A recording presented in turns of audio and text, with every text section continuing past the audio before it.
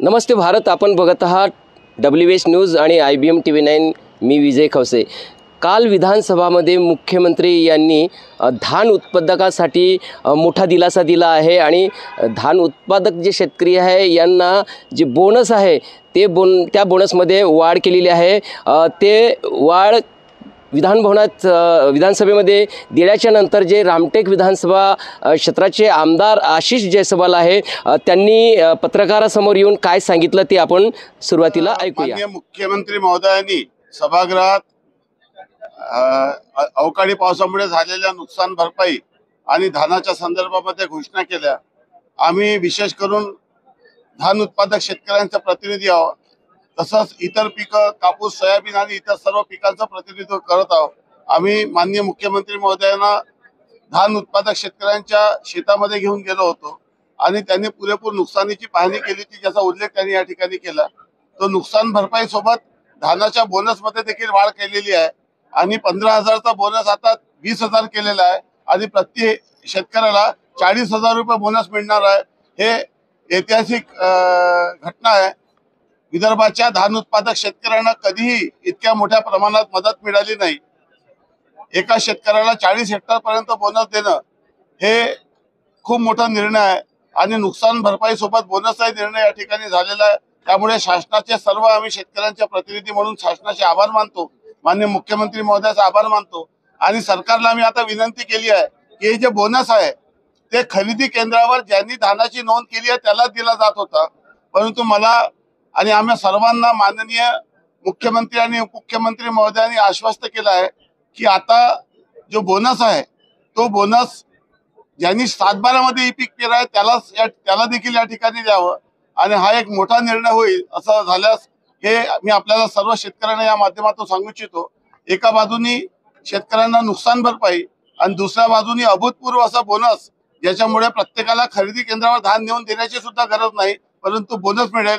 हा एक मोठा निर्णय आहे आणि म्हणून आम्ही सर्व शेतकऱ्यांचा प्रतिनिधी म्हणून माननीय मुख्यमंत्री उपमुख्यमंत्री या सर्वांच्या ठिकाणी. तुम्ही ऐकलेलं आहे की रामटेकचे जे आमदार आहे आशिष जयस्वाल त्यांनी काय सांगितलं आणि काय म्हटलं आहे. तर माझ्यासोबत आता शेतकऱ्यांचे अभ्यासक आहे, जे शेतकऱ्यांच्या विषयावर नेहमी अध्ययन करत राहतात, ते माझ्यासोबत ठाकरे साहेब आहेत, ते सुद्धा रामटेकचेच आहे. यांच्या संदर्भात आपण विचारणा करूया. साहेब, तुम्ही काय सांगाल जे एकंदरीतच काल जे शेतकऱ्यांच्या विषयी प्रश्न आलेला आहे आणि धान उत्पादकांना मोठा दिलासा दिला आहे, तुम्ही शेतकरी अभ्यासक म्हणून काय सांगणार? बघा, शेतकऱ्यांचा अभ्यासक म्हणून बघा, माझं PhD मला मिळालेले आहे. मी गेल्या 7 वर्षापासून सातत्याने शेतकऱ्याचे जीवनमान कसं उंचावेल याकरिता मी सातत्याने संशोधन करत आहे. देशभरात नॅशनल इंटरनॅशनल कॉन्फरन्सेसमध्ये मी सहभागीसुद्धा होतो आहे आणि मला माहीत आहे की शेतकऱ्यांची जी कळकळ आहे आणि शेतकऱ्यांची जी गरज आहे ती खरोखर सरकारने वेळेत निभवलेली पाहिजे. आणि यावेळेस जे भारतीय जनता पार्टी जे सरकार आहे अतिशय शेतकऱ्यांविषयी सकारात्मक आहे. त्यामुळे जेवढे या अधिवेशनामध्ये जे आता शेतकऱ्यांच्या हितार्थ जे निर्णय होतात आहे हे अतिशय सकारात्मक होतात. त्याबद्दल आदरणीय देवेंद्र फडणवीस साहेब, आदरणीय मुख्यमंत्री एकनाथजी शिंदे साहेब यांना मी मनापासूनचे धन्यवाद देतो आहे. आणि आपण जो प्रश्न केलेला आहे की आशिष जयस्वाल जे रामटेकचे आमदार आहेत त्यांनी ज्या प्रकारे सदनामधील जो काही विषय त्यांनी पत्रकारांच्या समोर मांडला त्याबद्दल मी बोलताना हे म्हणेल की पहिली गोष्ट तर एक समजून घ्या सगळ्या लोकांनी की आशिष जयस्वाल जे रामटेकचे आमदार आहेत त्यांना शेतकऱ्याशी काही घेणं नाही आहे. मग कोणाशी घेणं देणं आहे? त्यांना फक्त बघा, त्यांनी जे काय म्हटलं आहे की मी प्रतिनिधी आहे शेतकऱ्यांच्या, धान पिकाच्या, कापूस पिकाच्या, सोयाबीन पिकाचा. हे खरं तर कोणत्याही शेतकऱ्याला जाऊन विचारा रामटेक मौदा पार्श्वनीच्या की हा खरोखर प्रतिनिधी का. ते काय म्हणतील की जयस्वाल साहेब हे काही कोणत्याही पिकाचे प्रतिनिधी नसून ते फक्त शेतकऱ्यांच्या शेतातील जर माती कुठंतरी रोड्यावर टाकायची असेल तर त्याचे त्या मातीचे प्रतिनिधी राहू शकतात, गिट्टीचे राहू शकतात, रेतीचे राहू शकतात, मुरमाचे राहू शकतात, खनिज संपत्तीचे राहू शकतात किंवा WCLच्या कोयल्याचे ते प्रतिनिधी राहू शकतात, पण शेतकऱ्याचे प्रतिनिधी ते अजिबात नाही आहे. राहिली गोष्ट कालच्या निर्णयाची, तर तो निर्णय अतिशय महाराष्ट्र लेवलचा निर्णय आहे.